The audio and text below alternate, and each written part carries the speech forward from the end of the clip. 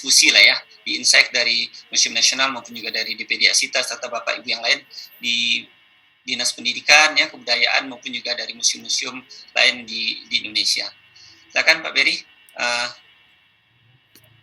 Oke, bentar, Pak.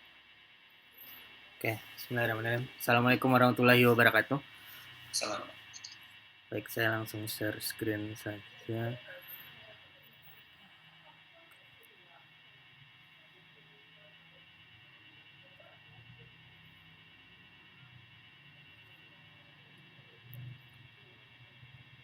Sudah full screen, Pak? Oke ya. Sudah terdengar jelas? Oke. Assalamualaikum warahmatullahi wabarakatuh. Bapak Ibu yang terhormat, Bapak Menteri Pariwisata dan Ekonomi Kreatif, Bapak Gubernur Provinsi Sumatera Barat, Bapak Kepala Dinas Kebudayaan, Ibu Kepala Museum Nasional, Ibu Kepala Museum Aditya Warman, Bapak Ibu sekalian, pencinta sejarah, pencinta museum yang saya hormati. Baik Bapak Ibu, mungkin saya nggak lama karena sudah banyak juga yang dijelaskan oleh Bu Sari, kurang lebih kita tim yang sama. Saya meneliti tentang satisfaction dan consumer segmennya. Oke. Perkenalkan, nama saya Berry. Saat ini saya dosen manajemen bidang pemasaran, branding, dan marketing. Saya pencinta jalan-jalan ke museum, ke kuburan, ke tempat-tempat bersejarah lainnya. Kemanapun saya pergi, saya pasti kunjungi museumnya.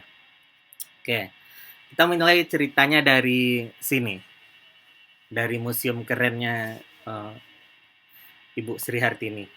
Oke, Museum Nasional. Museum Nasional itu museum nomor 1 di Asia Tenggara, museum pertama sekaligus museum terbesar.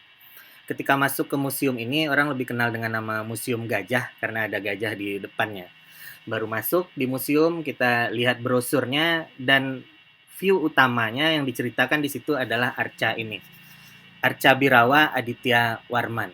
Oke, betapa bangga juga sebagai orang Minang, Arca Birawa itu sepertinya itu top view-nya di Museum Nasional. Museum nomor 1 di Asia Tenggara saja memasang koleksi dari tanah Sumatera Barat. Oke, ini adalah Raja Aditya Warman, panglima dari Majapahit yang akhirnya jadi Raja Minangkabau, menikahi putri dari Minangkabau, sehingga ada arcanya di Padang Roco. Itu arcanya menghadap ke timur, biasanya menghadap ke matahari terbit. Dan sekarang arcanya ada di dalam Museum Nasional. Jadi secara nggak langsung ketika kita memasuki Museum Nasional, itu Museum Nasional sudah menceritakan tentang museum kita. Ini baru etalase depannya. Etalase depan Museum Aditya Warman itu ada di Museum Nasional. Kalau mau lanjut cerita tentang Aditya Warmannya, mari kita kunjungi museum yang ini. Ini namanya Museum Aditya Warman. Dari sini semuanya berasal. Kalau kita mengatakan orang Minang itu salah satu suku, mungkin satu-satunya suku yang garis keturunan ibu. Garis itu, sejarah itu dimulai sejak Raja Aditya Warman masuk ke Sumatera Barat. Dan ketika kita masuk ke museum ini, kita akan ditawarkan cerita tentang itu semua, tentang garis keturunan ibu. Makanya saya melihat Museum Aditya Warman itu seperti museum budaya, museum sejarah, seperti museum ibu. Karena di sini diceritakan bagaimana seorang ibu dari melahirkan anaknya, membesarkan anaknya, mendidik dengan pantun dan lain-lain, memasak sampai menikahkan, itu lengkap di dalam museum ini. Oke, kerennya museum ini itu dia berada di dalam rumah gadang atau rumah bahanjuang.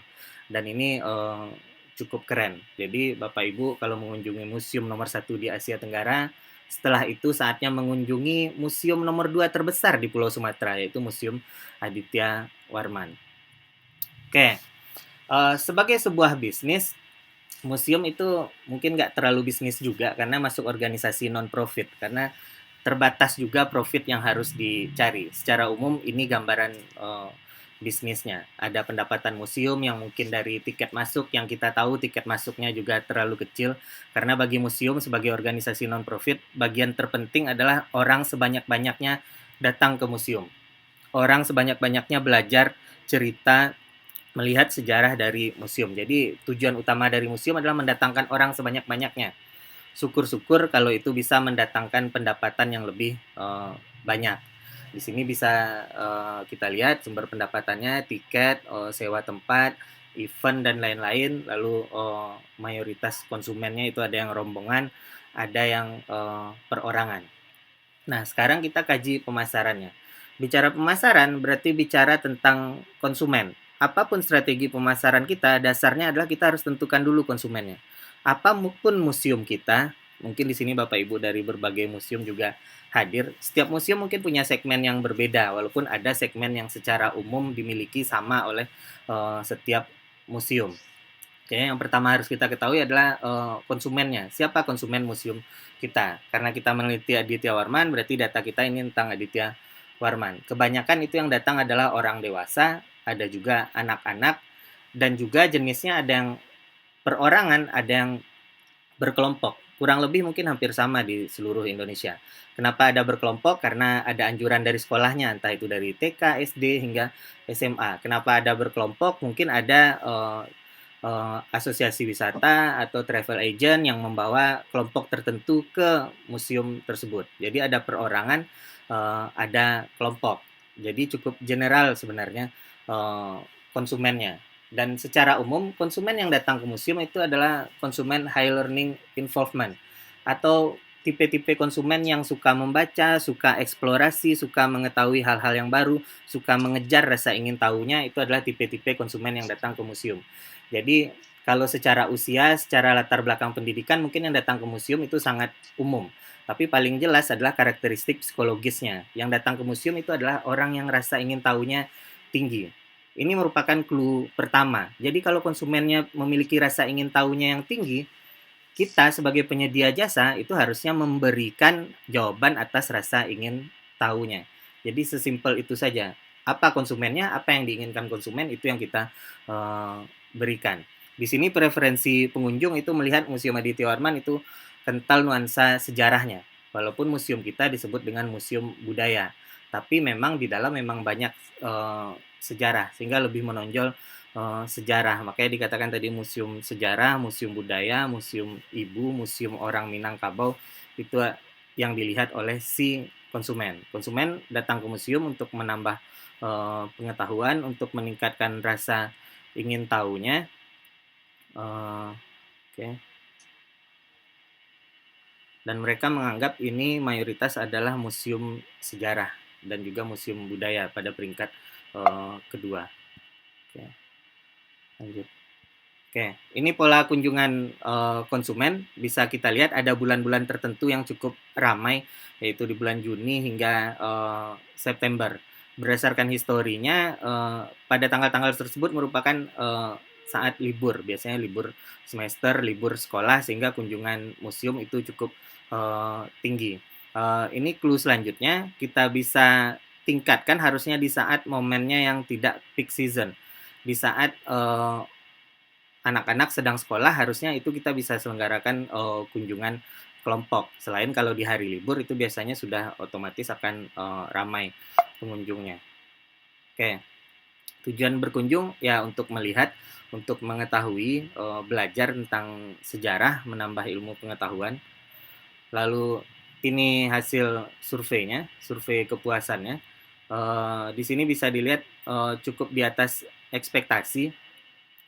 Ternyata konsumen itu sangat puas dengan kunjungannya ke Museum Aditya Warman. Banyak, hampir di segala hal itu konsumen puas. Kalau dilihat di sini dari wawancara lebih lanjut, di interview dengan si pengunjung, itu pengunjung itu awalnya underestimate dengan museum ini, oke? Termasuk saya pun itu mungkin waktu sekolah dulu datang ke Museum Aditya Warman. Di kepala saya yang tertinggal memorinya adalah memori saat itu. Ketika saya berkunjung langsung pun sama dengan yang dialami oleh konsumen lainnya. Itu museumnya memang udah berbeda. Museumnya sejuk, ada AC-nya, dingin, tampilannya clean, bersih, datanya juga lengkap, koleksinya juga lengkap beserta keterangannya itu juga lengkap. Sekarang juga sudah ada pemandu yang akan memandu, membantu menceritakan, karena paling enak ke museum itu ya diceritakan selain kita bisa baca sendiri. Jadi di atas ekspektasi itu angka kepuasannya cukup tinggi, lebih besar dari harapan awalnya sehingga ekspektasinya naik di atas 0,25. Total angka kepuasannya adalah 8,65. Kalau kita lihat di detailnya ini memang semuanya terlihat puas, tapi ada beberapa yang masih puas juga, tapi itu bisa jadi patokan seperti fasilitas umum seperti WC, kantin dan lainnya yang tidak tersedia. WC-nya mungkin kurang lengkap di sini dinilainya.